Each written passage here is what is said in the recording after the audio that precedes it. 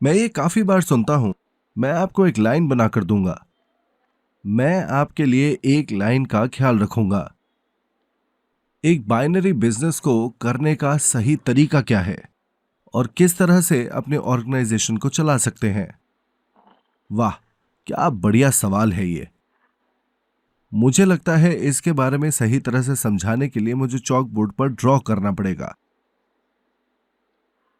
अपने बिजनेस को एक्सपेंड करने का बढ़िया तरीका। मेरा मानना है कि ऐसा कोई भी तरीका नहीं है जो सबसे सटीक तरीका हो। मैं आपको बताता हूं जिस चीज के बारे में सबसे ज्यादा बात हुई है। ये कुछ ऐसा है। मैंने सुना है कि एक चीज है जिसे कहते हैं स्पॉन्सर लाइन। स्पॉन्सर लाइन को ओरिजिनल लाइन भी कहा जाता है, जिसका ख्याल पूरी तरह से स्पॉन्सर रखेगा। इसीलिए आपको सिर्फ ये करना है कि आप बी लाइन का ख्याल रखें और बाकियों का अपने आप ध्यान रखा जाएगा। ये इंसान यहां दूसरों को भी यही बात कहता है। आपको सिर्फ एक लाइन का ध्यान रखना है, बाकी सब ऑटोमेटिक है। इस केस में ये इंसान इस लाइन का ध्यान रखेगा इस तरह से, और ये इंसान यहां इस ओरिजिनल लाइन का ध्यान रखेगा इस तरह से। ये लाइन यहां एक और ओरिजिनल लाइन बन जाती है इस इंसान से, और ये इंसान यहां अपनी ओरिजिनल लाइन का ध्यान रखेगा और एक और जने को कहता है कि अपने सिर्फ ओरिजिनल लाइन का ध्यान रखे। पहली नजर में ये दरअसल बहुत बढ़िया आइडिया दिखता है। ये इंसान यहां इस तरह से आगे बढ़ता है और ये इंसान इस तरह से आगे बढ़ता है, और ये इंसान आगे बढ़ता जाता है, बढ़ता जाता है, और ये इंसान सफल हो जाता है, ये इंसान सफल हो जाता है, ये इंसान सफल हो जाता है, ये भी सफल हो जाता है, और ये भी सफल हो जाता है, और ये इंसान निकल जाता है इस तरफ अपनी ओरिजिनल लाइन के साथ, और वो सिर्फ अपनी ओरिजिनल लाइन का ध्यान रखेगा। लोग सोचते हैं कि इस तरह से काम चलता है। लोग सोचते हैं कि ये दरअसल एक लाइन की मार्केटिंग है, जो कि बाइनरी मार्केटिंग करने से काफी आसान लगता है। ये एक बहुत ही लुभावना तरीका हो सकता है। ये इतना लुभावना लगता है कि काफी लोग इस जाल में फंस जाते हैं। इस वजह से मैं इसे डिटेल में समझाऊंगा। क्या मुश्किलें आ सकती हैं इसको इस तरह से करके। कोरिया की नेटवर्क मार्केट हिस्ट्री में ये कुछ होने वाली मुश्किलें हैं जो इस तरह का काम पैदा कर सकता है। मान लीजिए कि पर्सन ए को कहा गया कि एक लाइन का ध्यान रखा जाएगा और उसे सिर्फ अपनी लाइन का ध्यान रखना है। पर्सन ए की लाइन बहुत आसानी से नीचे गई इस तरह, क्योंकि उसे सिर्फ एक लाइन के बारे में सोचना था। उसका ऑर्गेनाइजेशन बड़ा हो गया और बहुत ही बढ़िया तरीके से उसका विस्तार हो गया। चलिए एक और स्पॉन्सर के नजरिए से इसे देखते हैं। यहां इसके पास एक बी लाइन होनी चाहिए थी। यहां जरूर उसकी बी लाइन इस तरह बनी होगी। जब स्पॉन्सर की लाइन यहां पर अच्छा काम कर रही है,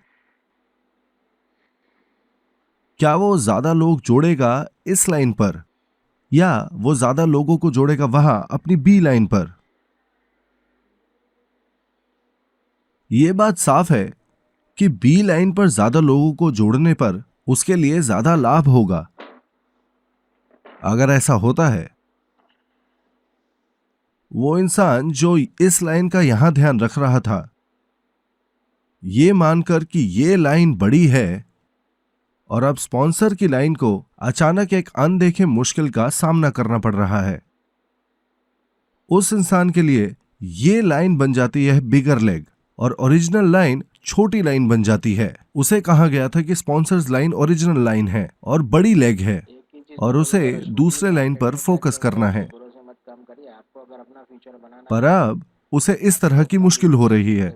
आखिर में जो दूसरा स्पॉन्सर था और पर्सन ए लड़ने लग जाते हैं, जिससे ये पूरी चीज ध्वस्त हो जाएगी कुछ बहुत मुश्किल हालातों में। ठीक है, मैं इस लाइन के साथ जुड़ा रहूंगा। अगर तुमने अपनी बात नहीं रखी, मैं तुम्हें बर्बाद कर दूंगा। वो दुश्मन बन जाते हैं और हालात और बिगड़ जाते हैं, जिससे कि मुश्किलें बहुत ज्यादा बढ़ जाती हैं।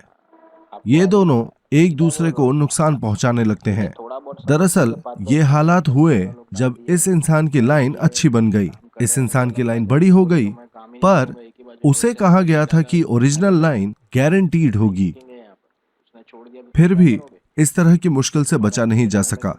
एक और मुश्किल जो हो सकती है इन हालातों में ये कि ओरिजिनल लाइन बड़ी हो जाती है पर आपकी लाइन नहीं, क्योंकि आपकी लाइन बड़ी नहीं होती, आप कोई पैसे नहीं बना रहे, जिससे और ज्यादा मुश्किलें पैदा होती हैं। एक और सबक, शुरू करने के लिए यह कोई अक्लमंद तरीका नहीं है। इस बढ़िया से संतुलित ग्रुप के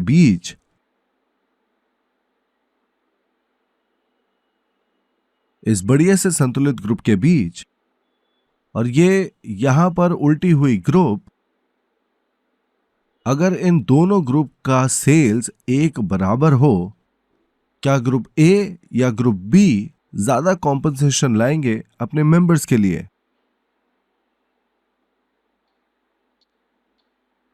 ग्रुप ए के मेंबर्स या ग्रुप बी के मेंबर्स?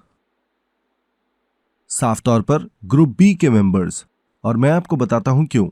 इस इंसान को कोई कंपनसेशन नहीं मिलता, इसको कोई कंपनसेशन नहीं मिलता, इसको भी नहीं। यहाँ पे बहुत सारे लोग हैं जिनको कोई कंपनसेशन नहीं मिलता, पर उसी समय इस इंसान को कंपनसेशन मिलता है, इसको भी, और इसी तरह आगे भी। और इस तरह से बहुत सारे लोग हैं जिनको कंपनसेशन मिलता है। इस ग्रुप में कुल लोग जिनको कंपनसेशन मिलता है वो ज्यादा है, तो ये बढ़ सकते हैं एक साथ मिलकर और दूर तक एक दूसरे को संभाल सकते हैं। ठीक उसी वक्त ये ऑर्गेनाइजेशन समय के साथ आगे नहीं बढ़ पाएगी, क्योंकि मेंबर्स को अपनी मेहनत का कुछ नहीं मिलेगा। जैसा कि आप देख सकते हैं, इस तरह से बिजनेस करना बिल्कुल ही व्यर्थ है और सिर्फ एक लाइन पर निर्भर करना मेन लाइन के तौर पर बहुत ज्यादा फलदायक नहीं है। इसके बजाय जब एक स्पॉन्सर और एक पार्टनर एक दूसरे के साथ मिलकर मेहनत करके एक संतुलित ऑर्गेनाइजेशन बनाते हैं, काम बहुत ही आसानी से होता रहेगा। एक और ध्यान देने वाली चीज, इन हालातों में याद रखने के लिए, कुछ लोग ऐसे जरूर हैं जिनको महसूस होता है कि उन्हें भरना होगा इन खाली जगहों को और लाइनों को जोड़ना होगा ताकि ये एक कंप्लीट मैट्रिक्स की तरह दिखे। ये एक और बहुत सामान्य तरीका है इस सब को बिगाड़ने का। दूसरे शब्दों में, आप फ्रेम करेंगे अपने स्ट्रक्चर को एक तरह से और हर स्पॉट को नंबर देंगे 1 2 3 4 5 6 और 7। स्पॉन्सर नए लोगों को उनकी जगहों के हिसाब से अपनी सही जगह पर रखते रहेंगे। ये एक और बिल्कुल बेवकूफी भरा तरीका है बिजनेस करने का। ये बिल्कुल भी स्मार्ट नहीं है। हाँ, और ये आखिरकार जरूर फेल होगा। आप एक बैलेंस तरीके से अपने ऑर्गेनाइजेशन को बड़ा करना चाहेंगे, एक पेड़ की तरह जिसकी टहनियां बाहर की तरफ बढ़ती हैं। आपको इसे नेचुरल तरीके से बढ़ने देना चाहिए। हर एक लाइन को भरने की जल्दबाजी मत कीजिए या इसे एक परफेक्ट मैट्रिक्स बनाने की कोशिश मत कीजिए। इसकी कोई जरूरत नहीं है। इन दोनों में से कोई भी तरीका प्रभावशाली नहीं है। अपने ऑर्गेनाइजेशन को बढ़ाने के लिए आपके पास 2 लोअर मास्टर्स होने चाहिए आपके दोनों लेग्स पर। यह दरअसल बहुत स्मार्ट तरीका है काम करने का।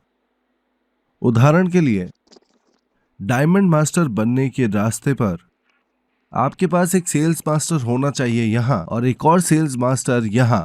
इस तरह आपके पास 2 सेल्स मास्टर्स होने चाहिए हर एक लेग में। यहां पर 2 सेल्स मास्टर्स लगाने की वजह से और वहां पर 2 सेल्स मास्टर्स लगाने की वजह से इस चीज का डर रहता है कि दोनों में से कोई एक निकल जाएगा। इसीलिए आपका लक्ष्य होना चाहिए यहां पर सबका अच्छे से ख्याल रखना। यहां पर जितने ज्यादा मास्टरशिप होल्डर्स होंगे उतना अच्छा है। यहां दरअसल आपको ऐसा करना चाहिए, 4 ऐसे अच्छे होने वाले लीडर्स को ढूंढिए अपने हर एक लाइन में और एक तरीका ढूंढे एक साथ सफलता हासिल करने का, और इस तरह से टीम वर्क को डेवलप कीजिए। इस लाइन के लिए भी यही बात है। जब ये सही तरीके से नीचे जा रहा है, आपको कोई यहां मिलेगा और आपको कोई यहां पर मिलेगा, जिससे कि आप अच्छी सी टीम बना सके। आपको एक दूसरे की तरफ एक अच्छी समझ होनी चाहिए ताकि आप सब एक ही रास्ते से चलकर अपने लक्ष्यों को प्राप्त कर सके। इसका मतलब नहीं है कि आप बेफिक्र रहें और इन लोगों को यहां फेंक दें। मैं ये बिल्कुल नहीं कह रहा। इस इंसान के अच्छा करने के लिए इसकी ये लाइन बहुत बढ़िया से यहां नीचे जानी चाहिए और वो लाइन वहां उसको भी नीचे जाना चाहिए। मैं आपसे एक प्रश्न पूछना चाहता हूं कि आप क्या करेंगे कि ताकि ये इंसान यहां और ये इंसान यहां सफल हो सके। आपको देखना होगा पूरे नेटवर्क को सूझबूझ के साथ इसको ढंग से चलाने के लिए। लेकिन एक बार जब आपकी ऑर्गेनाइजेशन चल रही है, चीजें आपके लिए काफी कठिन हो सकती हैं। इस वक्त एटमी का सक्सेस सिस्टम काम आता है। आप सब कुछ खुद ही नहीं कर सकते हैं, तो आपको इस्तेमाल करना चाहिए हमारा सिस्टम। सक्सेस एकेडमी के साथ एक दिवसीय सेमिनार्स या सेंटर मीटिंग्स जो हर दिन होती है, आप उनको उस सेमिनार में ले जा सकते हैं जिसके लिए वो सफल हो पाएंगे आपके लिए।